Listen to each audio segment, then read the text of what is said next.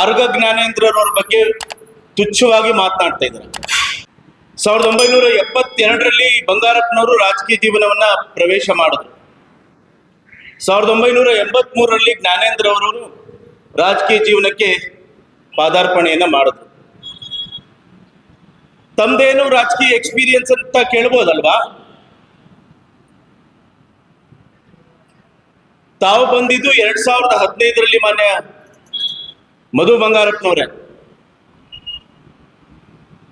ಆ ಹಿರಿತನಕ್ಕೂ ತಮ್ಮ ಹತ್ರ ಬೆಲೆ ಇಲ್ಲ ಅಂತ ಹೇಳಿದ್ರೆ ತಾವು ಬಾಯಿ ಮುಚ್ಕೊಂಡು ಕೂತ್ಕೊಳ್ಬೇಕು. ನಿಮ್ಮ ಹತ್ರ ಶಬ್ದಕೋಶದಲ್ಲಿ ಇರುವಂತಹ ಶಬ್ದಗಳೇ ಲುಚ್ಚ, ಲಫಂಗ, ಸ್ಟುಪಿಡ್,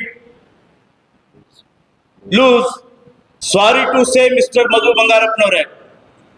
ಇದೇ ರೀತಿಯ ಶಬ್ದಗಳನ್ನ ತಮ್ಮ ವಿದ್ಯಾರ್ಥಿಗಳ ನಡುವೆ ತಮ್ಮನ್ನ ಮಾತಾಡ್ತಾರೆ. ವಿದ್ಯಾರ್ಥಿಗಳ ಪೋಷಕರು ಇವತ್ತು ನಿಮ್ ಬಗ್ಗೆ ಮಾತಾಡ್ತಾರೆ. ನಾಚಿಕೆ ಆಗ್ಬೇಕು ನಿಮಗೆ.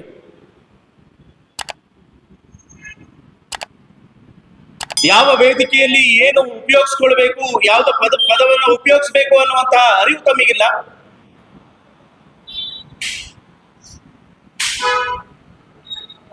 ಮಾತಾಡ್ತಾ ಬಂಗಾರಪ್ಪನವರ ಪ್ರೊಟೆಕ್ಟಿವ್ ಶೀಲ್ಡ್ ಅನ್ನ ತೆಗೆದುಕೊಳ್ತೀರಾ ತಾವು. ಬಂಗಾರಪ್ಪನವರ ಧೂಳಿಗೆ ಸಮಾನ ಇಲ್ಲ ತಾವು. ಮಗ ಅನ್ನೋದು ಬಿಟ್ರೆ ಯಾವುದೇ ರೀತಿಯ ತುಲನೆ ಮಾಡ್ಲಿಕ್ಕೆ ಸಾಧ್ಯನೇ ಇಲ್ಲ.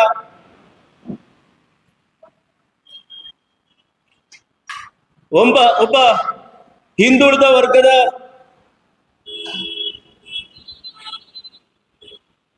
ರಾಜಕೀಯ ಕಾರ್ಯಕರ್ತನಾಗಿ ಹೇಗೆ ಯಡಿಯೂರಪ್ಪನವರಿಗೆ ನಮ್ಮ ಹೃದಯದಲ್ಲಿ ಸ್ಥಾನವನ್ನು ಕೊಟ್ಟಿದೀವೋ ಅದೇ ರೀತಿ ಹಿಂದುಳಿದ ವರ್ಗದ ನಾಯಕರಾಗಿ ಬಂಗಾರಪ್ಪನವರಿಗೂ ನಮ್ಮ ಹೃದಯದಲ್ಲಿ ಸ್ಥಾನವನ್ನು ಕೊಟ್ಟಿದ್ವಿ ನಾವು.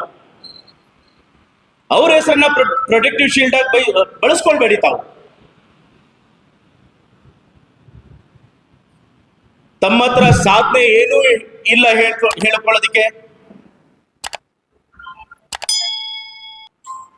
ತಮ್ಮ ಇಲಾಖೆವಾರು ಯಾವ್ದಾದ್ರು ಪ್ರೆಸ್ ಮೀಟ್ ಮಾಡಿ ತಮ್ಮಲ್ಲಿ ಆಗ್ತಾ ಇರುವಂತಹ ಏನಾದ್ರೂ ಅಭಿವೃದ್ಧಿ ಕೆಲಸಗಳನ್ನು ಹೇಳಿದ್ದೀರಾ ತಾವು? ಹೇಳಿಲ್ಲ. ಸ್ವಲ್ಪ ಆದ್ರೂ ರಾಜಕೀಯ ಪ್ರಬುದ್ಧತೆಯನ್ನ ತೋರಿಸಿ ಮಿಸ್ಟರ್ ಮಧು ಬಂಗಾರಪ್ಪನವರ. ಈ ರೀತಿಯ ಶಿಕ್ಷಣ ಸಚಿವರಿಗೆ ನಾವು ನೋಡ್ಲೇ ಇಲ್ಲ.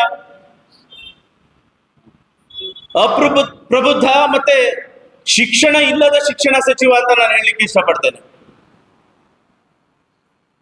ಮಾನ್ಯ ನಾಗೇಶ್ ಅವರು ಹೇಗ್ ನಡ್ಕೊಂಡ್ರು, ಮಾನ್ಯ ಸುರೇಶ್ ಕುಮಾರ್ ಅವರು ಹೇಗ್ ನಡ್ಕೊಂಡ್ರು,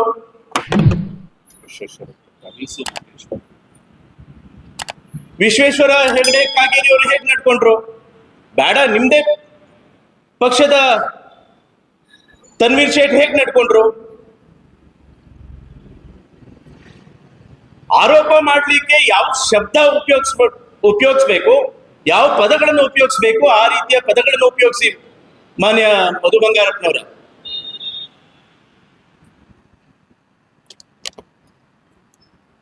ಜ್ಞಾನೇಂದ್ರ ಅವರು ಬರೇ ಅಪ್ಪೂರವರ ದೈವಾಧೀನರಾದ್ರ ಆ ಸಮಯವನ್ನ ನಾವು ನೋಡ್ಬೋದು.